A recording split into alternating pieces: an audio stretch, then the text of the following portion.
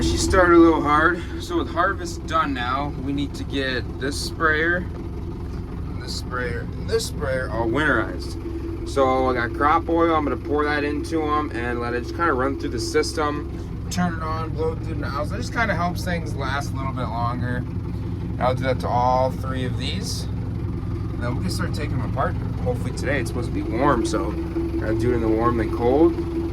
These things power washed off. Hopefully tomorrow.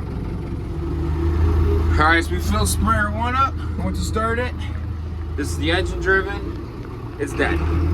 So we're gonna take this one down, put a battery charger on it. And we'll get the other 2 done and we'll get back to this one in a little bit.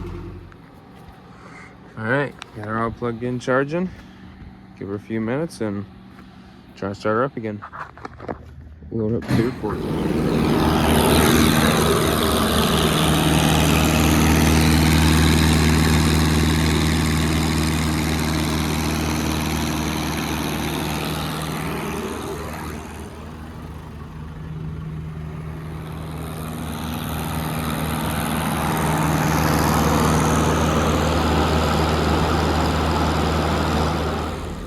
So I'm sure some of you are wondering why we're doing this.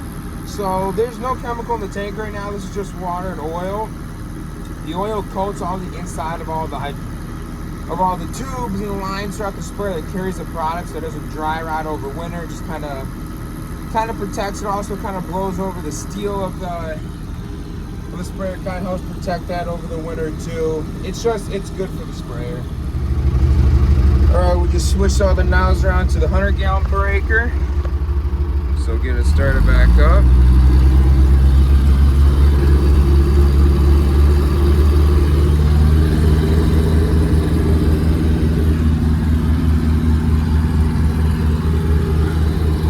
Now make sure all the nozzles are kicking.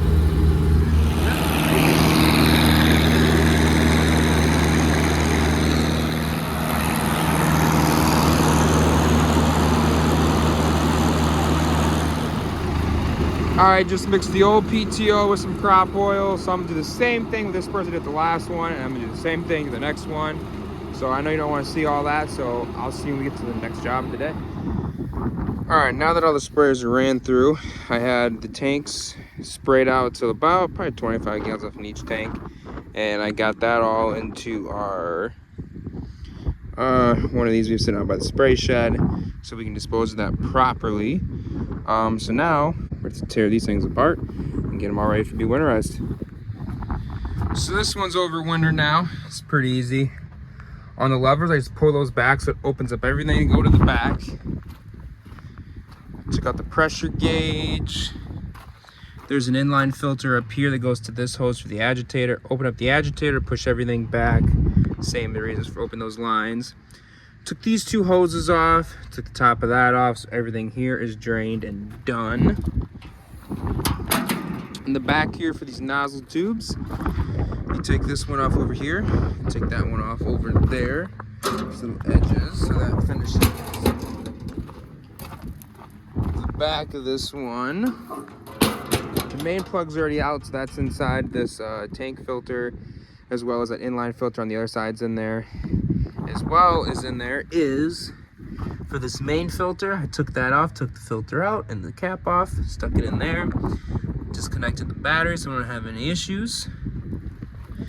And all we got to do is this will get power washed off now and clean and scrubbed up real nice. Same with the tractor. Then we'll come back and dump antifreeze throughout it to make sure the pump's full of antifreeze, put some oil in it. And she's ready to be set away for the winter. Now I have 2 more to go. All right, sprayer 2 is done now. This is the newest one. This is really, to me, the easiest one. Pull out the pressure gauge.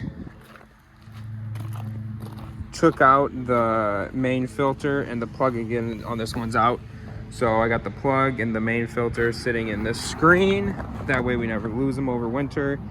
Nothing else needs to be done to this side. It's really nice. I did pull the hydraulic levers to release everything. Plus open up the agitator to release everything down. And all that had to be done on this side is these little red nozzles that open. To open those up, it drains these inline filters. And then from that one over there to that little filter, I took it off of here and pushed that hose down, drained that one out. unhooked this so it made it loose, and unhooked this hose from the top of this inline filter, and that one's done. Again, I'll dump antifreeze down that line to press into the main pump and over to that filter, and then I will put some into this line, because this line goes technically into, I'm pretty sure there's a little inline filter right there. Yeah. And I want to clean that one out full, even though dumping that line probably got it all out. Can't hurt to have a little bit of antifreeze sitting in there. Sprayer 2's done. Let's go to sprayer 3. This bin's probably seen better days. Here's the rest of it though. Starting to mow some orchards. Getting ready to weed spray here.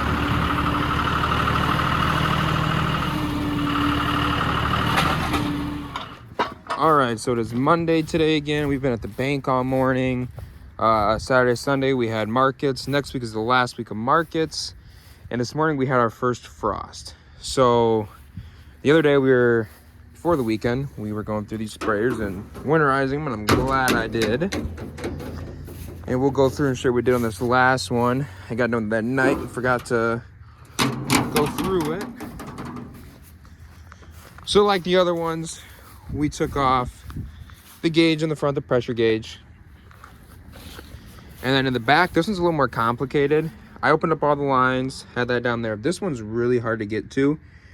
You have to put a crescent wrench right here and actually kind of maneuver this out once that's loose to pull it loose and make sure that's drained all the way. And then there's an inline filter here that connects to where this agitator goes.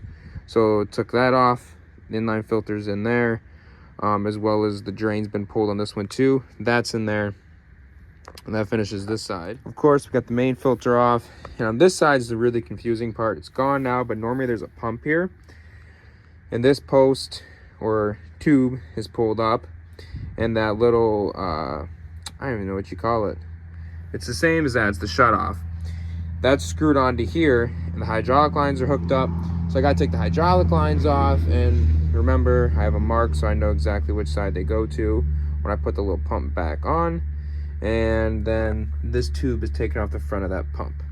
So all the sprayers are ready to go. We're gonna get them sprayed off here probably tomorrow and get them all sprayed off, and we'll dump antifreeze down all 3 of them, and I'll be ready to sit for the winter. Harvest wrap up. So we got some apples mowed. Brian sprayed off all the tractors, all the sprayers. I hand washed them real quick, made them look a little pretty. And I don't know what we got going on here. I just wanted to top off all the windshield wiper fluid, and it is basically all just leaking out. Oh, the joys just never end. This thing feels pretty easy. Pull this out just a little bit. And right, see if you can see it. This hose right here, it just came unconnected. Right here, this came unconnected. Oop. Hard to see on camera to get it back in there. There we go. So hopefully that stays connected. Put it all back together now. Should be good. We're gonna start weed whacking all this time, but I got the weed spray tank winterized as well. You just pull that off. This one's really simple. This is homemade. Pull off that filter down there, dump it down there. That gets you right into the, gets you right down into the pump. Got through some of the tank to come out and clear the pump too. She's good. And the new Demco one, we still need to weed spray some apples yet. So that one will not get winterized for a little bit yet. I'm gonna get a little 8-foot chopper going. I think I picked up a new block, so it's 12-foot rows as well.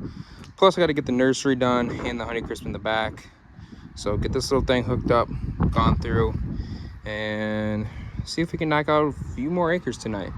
But I'm going to pick something up tonight, so a little bit of a surprise maybe in the next video.